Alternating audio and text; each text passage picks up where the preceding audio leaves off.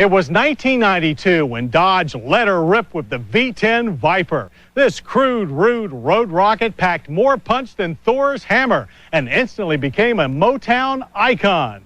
But unlike many icons, which burn brightly and quickly fizzle, the Viper has thrived. In 2003 heralds in an all-new chapter in its fast history. So prepare for a spine-tingling thriller.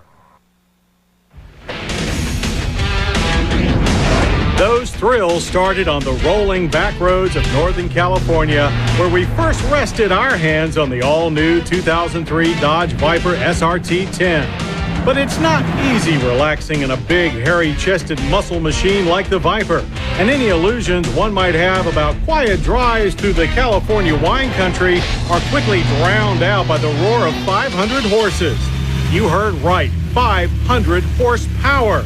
That's the output of the 2003 Viper's heavily revamped 8.3-liter or 505 cubic inches for you traditionalist V10 alloy engine. And if that's not impressive enough, how about 525 pound-feet of torque? This is big bore power. All harnessed by a new steel space frame chassis that's substantially stiffer and extends the wheelbase by 2.6 inches to 98.8 inches overall. And wrapped in bodywork derived from the Viper GTS-R concept car. It's more refined, less cartoonish than the original Viper, but still uniquely snake-bitten aggressive.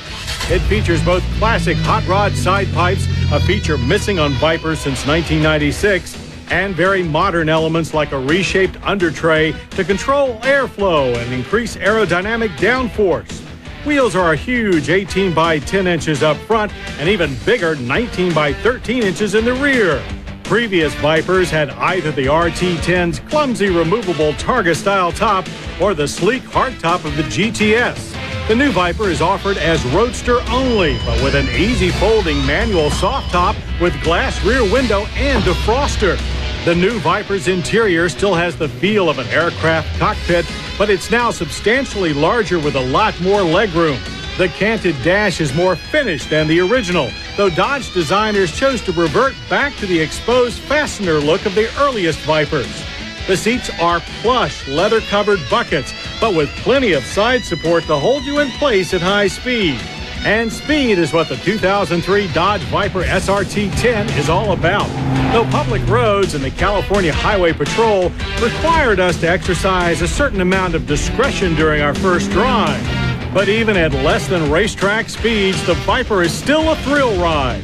Mash the gas pedal and the massive torque punches you back in the seat, catapulting to 60 in a mere 4 seconds. It's as close to a jet fighter on afterburner as most of us will ever get, albeit one with a most manageable 6-speed Tremec gearbox thanks to a new tighter short throw shifter.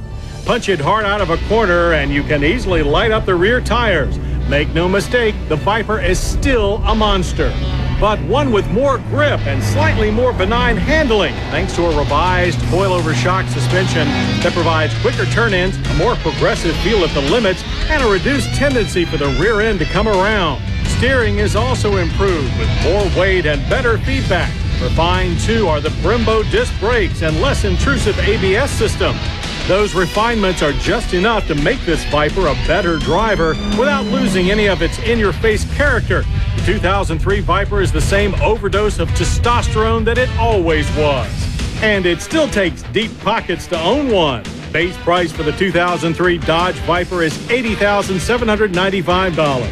But that trunk full of cash buys a street full of driving excitement. Excitement that hasn't let up for over a decade. And after our first drive in the all-new 2003 Dodge Viper SRT10, we proclaimed that the second chapter of the Viper saga is even more spine-tingling than the first.